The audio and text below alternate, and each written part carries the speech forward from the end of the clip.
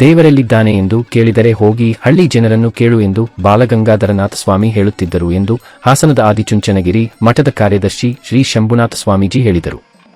ಒಳಗೇರಹಳ್ಳಿಯ ಆಂಜನೇಯ ಸ್ವಾಮಿ ದೇವಾಲಯದ ಪುನರ್ ನಿರ್ಮಾಣ ಕಾರ್ಯದ ಅಂಗವಾಗಿ ಹಮ್ಮಿಕೊಂಡಿದ್ದ ಬಾಗಿಲು ನಿಲ್ಲಿಸುವ ಕಾರ್ಯದಲ್ಲಿ ಅವರು ಮಾತನಾಡಿ, ಹಳ್ಳಿ ಜನರು ತಮ್ಮ ಭೂಮಿಯಲ್ಲಿ, ಕಲ್ಲಿನಲ್ಲಿ, ಗಿಡಮರಗಳಲ್ಲಿ ದೇವರನ್ನು ಕಂಡವರು. ಹಾಗಾಗಿ ನಾವು ಎಲ್ಲೆಲ್ಲಿಗೂ ಹೋಗಿ ನದಿ ತೀರ್ಥವನ್ನು ಕುಡಿಯುವ ಹಾಗೆ ಅದಕ್ಕಿಂತಲೂ ಹೆಚ್ಚು ಪವಿತ್ರವಾದದ್ದು ರೈತನ ಬೆವರಿನ ಹನಿ ಎಂದು ಹೇಳುತ್ತಿದ್ದರು ಎಂದರು. ಇನ್ನು ಹಿಂದೆ ಶ್ರೀರಾಮ ತೀರ್ಥಯಾತ್ರೆಯನ್ನು ಮುಗಿಸಿ ವನವಾಸಕ್ಕೆ ಬಂದಾಗ ಶ್ರೀರಾಮನನ್ನು ಆಂಜನೇಯ ಭೇಟಿಯಾಗಿ ಆತನ ಪರಮಭಕ್ತನಾಗುತ್ತಾನೆ. ಶ್ರೀರಾಮನನ್ನು ಹನುಮಂತ ತನ್ನ ಹೃದಯದಲ್ಲಿ ಇಟ್ಟು ಪೂಜೆ ಮಾಡುತ್ತಿದ್ದ ಹಾಗೆ ಮಾನವರು ಕೂಡ ದೇವರನ್ನು ನಂಬಿದರೆ ಆತನಿಗೆ ಯಾವ ಸಂಕಷ್ಟವೂ ಎದುರಾಗದು ಎಂದರು. ನಿರ್ಮಲಾ ಶ್ರೀಗಳ ಅವರನ್ನು ಕೂಡ ಸ್ಮರಣೆ ಮಾಡ್ತಾ ಕ್ಷೇತ್ರಕ್ಕೆ ದಸರಿಘಟ್ಟ ಕ್ಷೇತ್ರಕ್ಕೆ ಮನೆ ದೇವಿ ನಮ್ಮ ಗ್ರಾಮದ ಪರವಾಗಿ ಪ್ರೆಸಿಡೆಂಟ್ ಪರವಾಗಿ ಎಲ್ಲ ಆದಿವಾಸಿ ಪರವಾಗಿ ನಮಸ್ಕಾರಗಳನ್ನ ಸಲ್ಲಿಸಿದಾಗ ಗುರುಗಳಿಗೆ ಜೋರಾದ ಚಪ್ಪಾಳೆ ಮೂಲಕ ನಮ್ಮ ಭಕ್ತರುಗಳೆಲ್ಲ ಈಗ ತಾನೇ ದೇವಸ್ಥಾನಕ್ಕೂ ಬಾಗಿಡುವಂತ ಪೂಜೆಗೆ ಹಲವಾರು ಎಲ್ಲ ಸಾಮಾನ್ಯ ಕರೆಸಿ ನೀವು ಇಷ್ಟು ಭಕ್ತಿಯಿಂದ ನಡೆಸ್ತಾ ಇರೋದಂದ್ರೆ ಆಂಜನೇಯಗೆ ಬಹಳ ಖುಷಿ ಮಾಡಿದ್ದೀವಿ. ಯಾಕೆಂದ್ರೆ ಆಂಜನೇಯ ಯಾವ ಗ್ರಾಮದಲ್ಲಿ ಇವತ್ತು ಆಂಜನೇಯ ಇಲ್ಲಿರುವ ಗ್ರಾಮಗಳಿಲ್ಲ. ರಾಮನ ಭಕ್ತನಾಗಿದ್ರು ಕೂಡ ರಾಮ ದೇವಸ್ಥಾನ ಎತ್ತಿದಂತ ಲೆಕ್ಕ ಹಾಕಿದ್ರೆ ಅದು ಆಂಜನೇಯನೇ ಜಾಸ್ತಿ ಲೆಕ್ಕ ಸಿಗುತ್ತೆ. ಯಾಕೆ ಅಂತಂದ್ರೆ ಸೇವಾ ಧೋರಣೆ.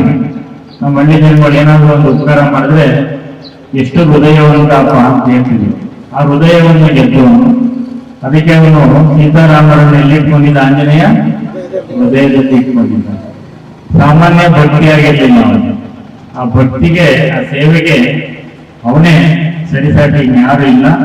ಆಂಜನೇಯ ನಮ್ಮ ರಾಜ್ಯದೊಂದನೆ ನಮ್ಮ ಕನ್ನಡ ಭಾಷೆಯನ್ನು ತುಂಬಾ ಶಿಸ್ತುಬದ್ಧವಾಗಿ ವ್ಯಾಕರಣವನ್ನ ಶುದ್ಧವಾಗಿ ಕನ್ನಡ ಮಾತಾಡ್ತಿದ್ದ. ಅಂಬೇದಿರುವಂತ ಅವನು ಕಿಷ್ಕಿಂಧೆಯಲ್ಲಿ ಅವನಿಗೋಸ್ಕರ ರಾಮ ಒಂದು ದರ್ಶನವನ್ನು ಮಾಡಿ ಒಬ್ಬ ಭಕ್ತ, ಒಬ್ಬ ಶಿಷ್ಯ ಹೇಗೆಲ್ಲ ಪವಿತ್ರ ಭಾವನೆಯಿಂದ ಇರ್ತಾನೆ ಅಂತ ಅಂದ್ರೆ ಅಲ್ಲಿಗೆ ದೇವರು ಹುಡುಕೋರ್ಬೇಕು, ಭಕ್ತನ ಹುಡುಕೊಂಡು ಹೋಗ್ಬೇಕು.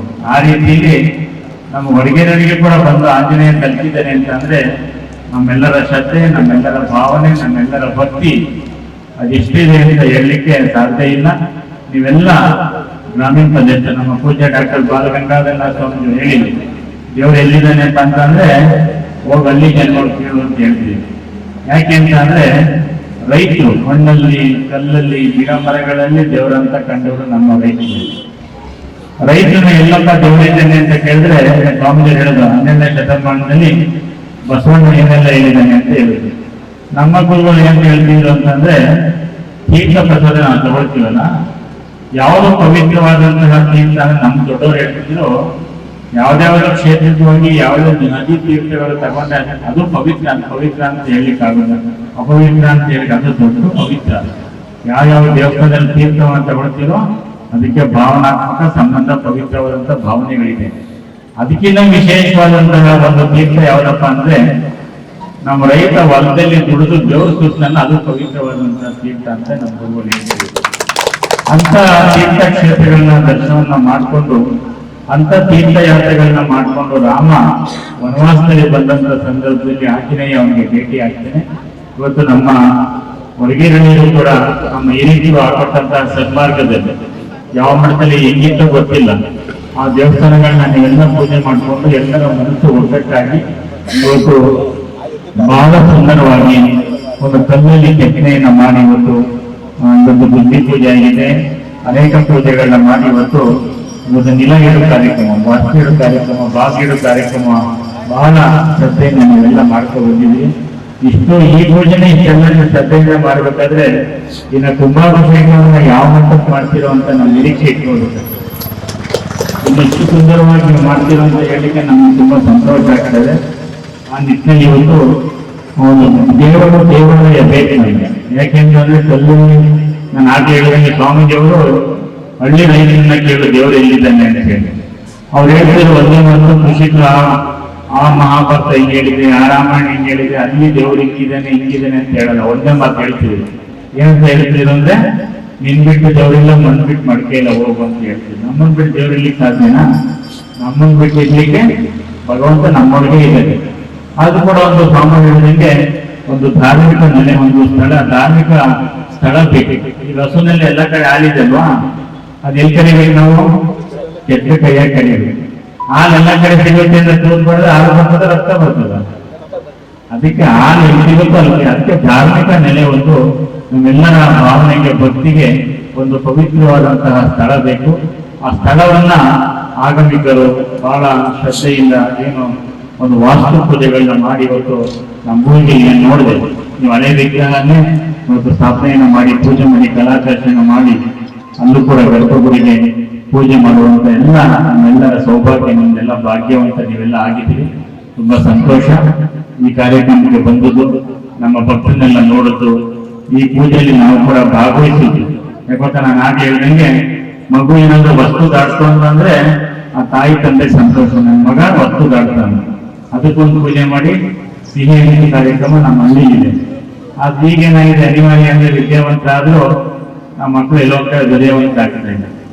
ಯಾಕೆಂತಂದ್ರೆ ತಾಯಿ ಮಗು ಎದ್ದೋದ ಮೇಲೆ ಒಂದು ಕ್ಷಣ ಎಲ್ಲಾದ್ರೂ ಮನೆ ಒಳಗಡೆ ಮಗು ಮಾರೆ ಅಂದ್ರೆ ಅವಳಿಗೆ ದಿಕ್ತೊಪ್ಪೋಕ್ ಮಗ ಎಲ್ಲೋದಂತ, ಸ್ನಾನ ಮನೆಯಲ್ಲೋ, ಅಡಿಗೆ ಮನೆಯಲ್ಲೋ, ದೇವ್ರ ಮನೆಯಲ್ಲೋ ಮಗ ಇದನ್ನೇ ಅಂತ ಗೊತ್ತಿದ್ರು ಕೂಡ ಎಷ್ಟು ಹುಡುಕಾಡ್ತಾಳಲ್ವಾ, ನನ್ನ ಮಗ ಎಲ್ಲೋದ, ನನ್ನ ಮಗ ಎಲ್ಲೋದ. ಆಮೇಲೆ ಸ್ವಲ್ಪ ಆದ್ಮೇಲೆ ಮಗ ಮಗ ಇಲ್ಲ ಇದ್ದಾನೆ, ಯಾಕೋ ಆಚೆ ಕಡೆ ವಸ್ತು ದಾಡ್ತಾನೆ ಇಲ್ಲ ಅಂತ ಹೇಳಿ ಚಿಂತೆ ಮಾಡ್ತಾಳೆ ತಾಯಿ. ಆಫೀಸಲ್ಲಿ ಸ್ವಲ್ಪ ಇದಾಯ್ತು, ವಸ್ತು ದಾಡ್ತು, ಅದಕ್ಕೂ ಪೂಜೆ ಮಾಡಿ ಸಿಹಿ ನನ್ನ ಮಗ ವಸ್ತು ದಾಡ್ತಾ ಅಂತೇಳಿ.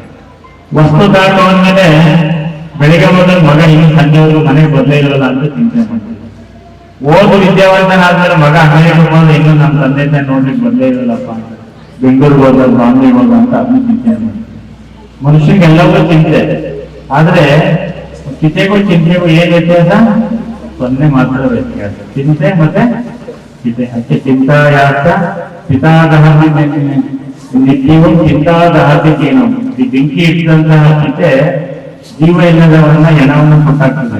ಆದ್ರೆ ಚಿಂತೆ ಇದ್ದಂತ ಮನುಷ್ಯ ಅಂತಂದ್ರೆ ಬೆಂಕಿನೇ ಬೇಕಾಗಿಲ್ಲ, ಎಲ್ಲ ಸುಟ್ಟಾಕ್ಬಿಡ್ತದೆ. ಅವೆಲ್ಲ ನಾವು ದಾಟಬೇಕಾದ್ರೆ ಭಗವಂತನ ಒಂದು ನಾಮಸ್ಮರಣೆ ಬೇಕು.